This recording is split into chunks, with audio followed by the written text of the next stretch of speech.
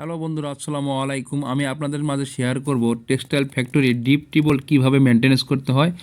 Deep টিউবওয়েলে তিনটা কারণে অনেক সময় দেখা যাচ্ছে যে পাম্পটা জাম হয়ে যায়। জাম হয়ে গেলে আমরা অনেক ক্ষেত্রে পাম্প কয়েকবার তোলা ওঠানামা করি। ওঠানামার কারণে দেখা যাচ্ছে পাম্পে আমরা কোনো সমস্যা ধরতে পারি না।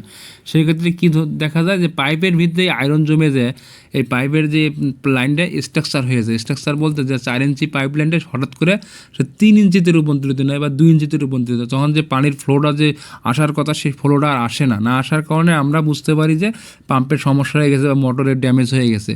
আমি একটা ফ্যাক্টরির আয়রন কিভাবে রিমুভ করতে হয় বা কিভাবে আয়রনটা একটা পাইপের মাধ্যমে দেখা যাচ্ছে কী পরিমাণে আয়রন জমার কারণে পাইপের ছিদ্র সরু হয়ে গেছে। সরু হয়ে যাওয়ার কারণে পানির ফ্লো অনেক ক্ষেত্রে কমে গেছে। কমে যাওয়ার কারণে পানির ফ্লো আমরা বুঝতে পারতেছি যে পানি আমাদের এই কারণে পানিটা কমে আসছে। আপনারা একটা পাইপ দেখতে পাচ্ছেন, এই পাইপের ভিতরে প্রায় 4 ইঞ্চি পাইপের ভিতরে আয়রন জমে প্রায় 2 ইঞ্চি হয়ে গেছে, আর বাকি 2 ইঞ্চি আছে পানির আউটের লাইন।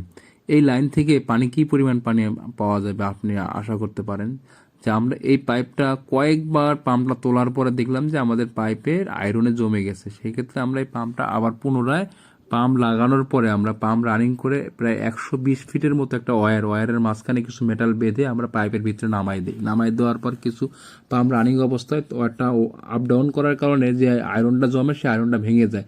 আয়রন ভেঙে যাওয়ার কারণে আমাদের পানিতে দেখতে পাচ্ছেন ভিডিওতে কী পরিমাণ পানির সাথে আয়রন বের হচ্ছে। মনে হচ্ছে কোনো একটা খনি থেকে যে বা আয়রন তোলা হচ্ছে বা কোনো কিছু তোলা হচ্ছে। যে পরিমাণ আয়রন ছিল, পরে আমরা এটা 1 থেকে 2 ঘন্টার মতো কাজ করি। ওয়াশ করার পর আমরা এই পাম্পটা আগের পুনরায় যে পানির ফ্লো ছিল সেই ফ্লোটাই ফিরে পাই।